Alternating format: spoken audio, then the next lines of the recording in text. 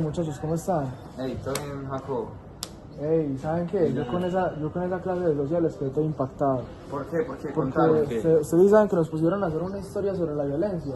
Y yo siempre pensaba que la violencia era las FARC, la ELN o los grupos armados, pero hay ciertas modalidades de violencia que son mucho más tenues y que nosotros no notamos, ¿sabían? Sí, son como todas disfrazadas, ¿no? Sí, Yo no sabía. de hecho, ¿no sabías? De hecho, justo lo estoy leyendo aquí en este artículo.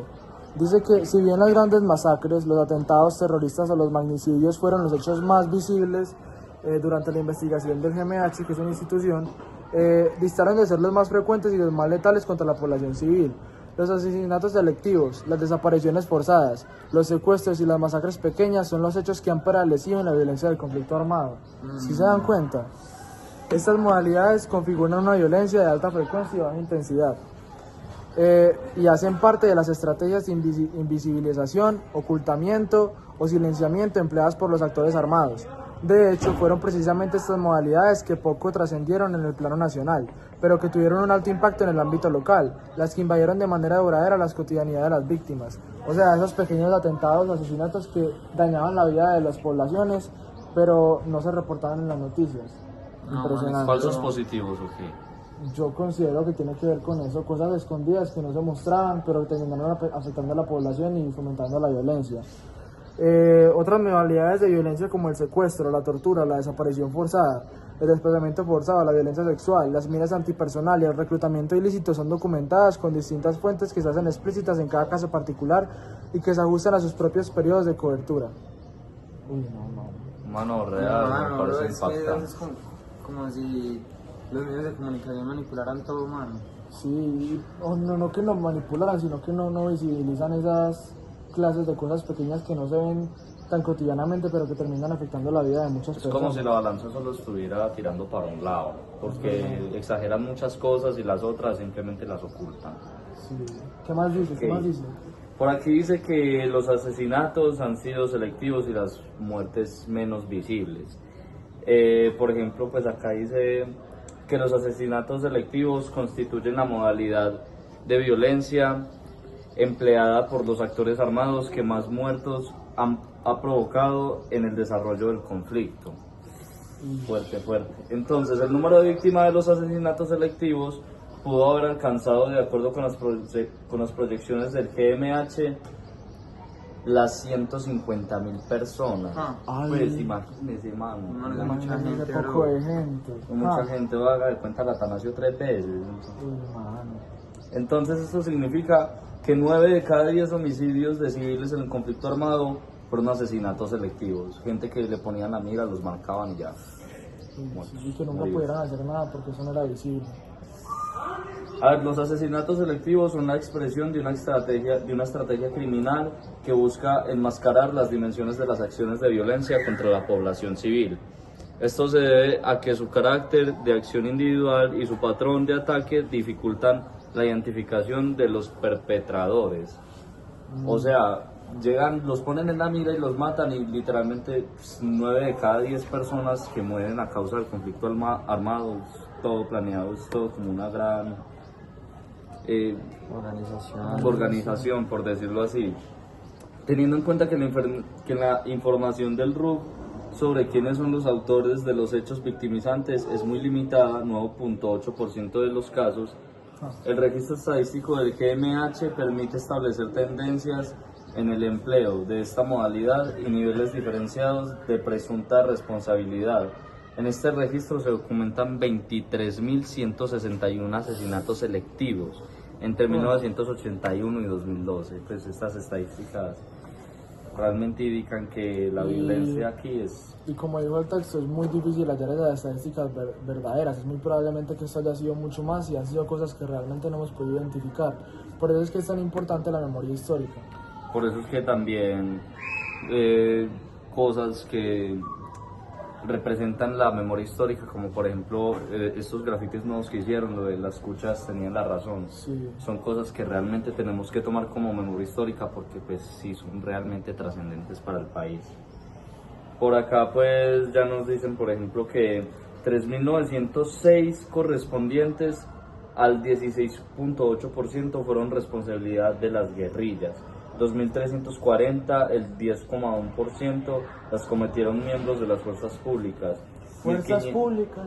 Sí, o sea, policías, militares. Uy, no. Eso es lo que dicen me imagino, de los falsos positivos, que Gente en la que Qué supuestamente tristeza, deberíamos mano, que el confiar. país ya no O podemos sea, confiar ni en los que supuestamente nos protegen. bueno, fue en esa época, probablemente la cosa ya haya cambiado, pero pues son Pero evidencias. igualmente sigue siendo muy fuerte, pues porque... Pues obviamente hoy en día, además que se ocultan muchas más cosas, pero es muy impactante, La es demasiado verdad, impactante eso. demasiado. El cochitril en el que ¿Qué más dice, mano? Bueno, en los casos documentados por el GMH, la relación entre números de acción y números de víctimas revela un promedio de 1,4 víctimas por cada hecho, específicamente en la modalidad de asesinato selectivo, es decir, 23.161 víctimas en 16.346 acciones. Ah, Los es asaltos, doble. sí, muchas personas.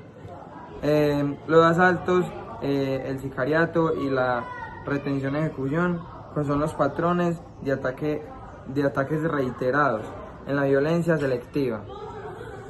ejemplos de la violencia selectiva, entonces está por ejemplo lo de Jaime Garzón, Sí. la muerte de Jaime Garzón, por ejemplo, que ya Juan David nos va a hablar de eso en este podcast.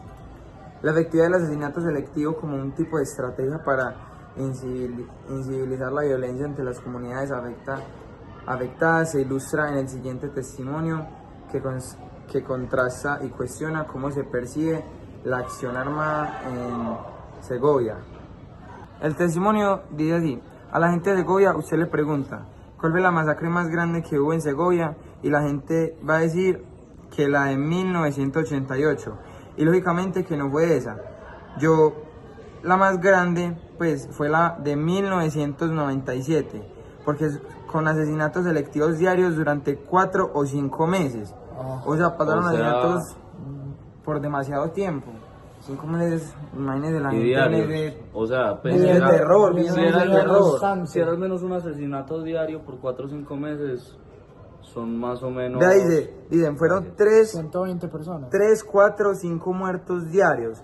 Y usted suma más. y le dan 200 y pico de personas asesinadas. Entonces, esa fue la masacre más grande que hubo en Segovia. Y esas Entonces, masacres no son un hecho histórico, no son nada que se reporte, sino que son pequeñas muertes que va ocasionando la milicia o la propia Fuerza Armada, que hacen que nos cuestionemos de verdad la seguridad que tenemos. ¿por qué la gente dice que no? Porque como no se vieron de uno de los 200 y pico de muertos, sino que fueron selectivos, la gente dice, es que la peor fue la de 1988. Sí fue masiva y en un solo día. Pero si nos ponemos a pensar, yo siento que es que fue un miedo constante por mucho tiempo, 4 o 5 Hombre, meses. estaban agonizando. Y Pues, era uno 4 o escondido en la casa 5, para que no lo 4 o maten, 5 ¿no? días, pues 4 o 5 muertos al día, por 5 meses. O sea, se salía y en cualquier momento lo mataban. Eso es algo muy fuerte, la verdad. Ahorita vamos con nuestro compañero Juan David, que va a continuar con este impresionante texto. Muchas gracias, compañero Jacobo. Ahora vean continuar. Aunque ese tipo de violencia tiende a ser subregistrada o a pasar desapercibida en el plano informativo nacional, con excepción de los magnicidios, algunas iniciativas de memoria a las víctimas denuncian estas acciones para hacer visibles los dramas individuales y la magnitud de violencia selectiva. Las víctimas de Trujillo, Valle del Cauca, nombran hoy como masacre, no un evento concreto, sino la violencia sistemática perpetrada por una alianza de narcotraficantes, paramilitares y miembros de la fuerza pública entre 1986 y 1994. Esta alianza cometió asesinatos selectivos, desapariciones forzadas y otros actos de violencia con sevicia de la clandestinidad. Al usar la etiqueta de masacre, los habitantes de Trujillo se ponen a llamar la atención nacional frente a las reales dimensiones de lo sucedido. Eso está impactante. Los asesinatos selectivos no solo fueron una estrategia de incivilización, sino que se integraron a los mecanismos de terror de los actores armados, junto con las huellas de la sevicia y la tortura en los cuerpos expuestos públicamente y con el asesinato de personalidades públicas. Estas prácticas buscaban lograr un efecto de desestabilización política y social, tal y como ocurrió en los magnicidios de los candidatos presidenciales Jaime Pardo Leal el 12 de octubre de 1987, Luis Carlos Galán el 18 de agosto de 1989, Carlos Pizarro el 26 de abril de 1990 y Hernando Jaramillo Osa el 22 de marzo de 1990, o como sucedió con el asesinato del humorista Jaime Garzón el 13 de agosto de 1999, entre otros. Esto fue muy impactante para nuestra nación, debido a que ciertos representantes que nos defendían fueron asesinados vilmente. Y pues puede ser historia y todo, pero no podemos dejar de lado de que ellos fueron humanos que impactaron de manera positiva a nuestra sociedad. En cuanto a los roles de participación social y política de las víctimas, el GMH pudo documentar el asesinato selectivo de 1.227 líderes comunitarios, 1.495 militares políticos, 600 sindicalistas y 74 defensores de derechos humanos. Diversas fuentes han aportado cifras para constatar la magnitud de victimización de sindicalistas en el país. El informe sobre la violencia contra sindicalistas y trabajadores sindicalizados del periodo 1984 a 2011, realizado por el PNUD, señala que según el CINEP, de 1984 a 2009 se ha registrado 2.883 homicidios de trabajadores sindicalistas. Según la Escuela Nacional Sindical, 2.863 de 1986 a marzo de 2011 también se encuentran 1.287 asesinatos de funcionarios públicos y o autoridades políticas. Entre los militares políticos asesinados, 5 de 10 participaban en partidos o movimientos políticos de izquierda. Entre los movimientos y partidos políticos, la Unión Patriótica registró 503 víctimas de asesinato selectivo, seguida al Partido Liberal con 329, el Partido Comunista 158 y el Partido Conservador con 151, y Esperanza, Paz y Libertad con 110. Eso fue algo súper impactante, muchachos, porque, como le dije anteriormente, puede ser una época histórica, puede ser historia, pero es algo relativamente reciente y es algo que donde quizás no hubieran pasado este tipo de situaciones, asesinatos, nuestro país sería otro. Cuando la lucha entre la guerrilla y los paramilitares por el control del territorio se volvió crucial en la dinámica del conflicto armado. Es decir, durante el periodo comprendido entre 1996 y 2002, los asesinatos selectivos fueron el modo predilecto utilizado por los actores armados para construir sus órdenes autoritarios. Eso fue especialmente cierto en el caso de los paramilitares. La anterior afirmación no implica que las guerrillas hubiesen afianzado sus órdenes sociales y políticos sin recurrir a los asesinatos selectivos, solo indica que recurrieron a ellas en menos ocasiones. Esta modalidad de violencia garantizó la prolongación del terror inaugurado por las grandes masacres. Con ello profundizó sus efectos paralizantes y propagó la percepción de que nadie estaba a salvo. Mención especial merecen 2.304 asesinatos selectivos atribuidos presuntamente a miembros de la fuerza pública. La gravedad de estos casos reside en que constituyen violaciones a los derechos, los cuales ellos son garantes de acuerdo con la Constitución política. Entre los casos se cuentan las ejecuciones extrajudiciales que se integraron en la estrategia criminal de presentar como guerrilleros muertos en combate a civiles, quienes fueron engañados o raptados de su lugar de residencia para luego ser ejecutados en regiones distintas con la intención de que no fueran reclamados y acabar inhumados como NN en los cementerios. Esta derivación perversa de la política de seguridad democrática se sumó a una saga de crímenes que se extendieron a lo largo del conflicto armado para encubrir errores militares o enmascarar acciones intencionales guiadas por el afán de retaliación por un ataque guerrillero o por la convicción en la eficacia de la máxima contrainsurgente de que solo lo aislado a la población civil de la guerra se puede conseguir derrotarla. Cabe añadir que la intensidad de la violencia no fue homogénea en el territorio colombiano. a pesar de que 23.161 homicidios selectivos cometidos entre 1981 y 2012 se registraron en 1950 municipios. El 85% del total de estos actos violentos ocurrió en 3.200 de ellos, lo que supone un alto nivel de afectación en el 30% del territorio nacional. De esos 322 municipios se registraron más de 500 muertes violentas de este tipo, es decir, en solo 46 municipios se produjo uno de cada 3 homicidios selectivos durante el periodo mencionado.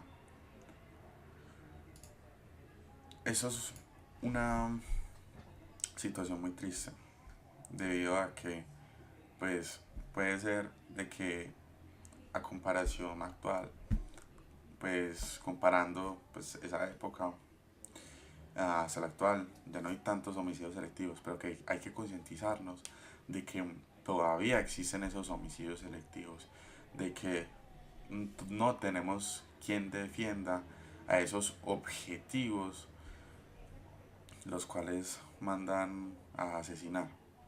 Eso es una situación muy triste para nuestro país, y así esas situaciones hayan disminuido, todavía se ven, y la idea es actuar, algo que este país, esta nación, este gobierno no tiene, no sabe actuar, o simplemente no quieren actuar. En conclusión, ese artículo nos deja ver de que nuestra nación es muy poco humanista y no busca recursos ni soluciones, o si las buscan son poco efectivas para evitar esos tipos de violencia, ya que pues actualmente se siguen viendo con líderes sociales. Actualmente en este año aproximadamente llevamos más de 50 líderes sociales asesinados, y nuestro gobierno no ataca de raíz esta situación que nos está afectando como nación. Eso también lleva a consecuencias como lo que está pasando actualmente en el Catatumbo, debido a que esto tiene cierta relación con lo que está pasando actualmente en ese sitio, y es una situación muy triste porque nuestra nación no sabe actuar ante ese tipo de situaciones.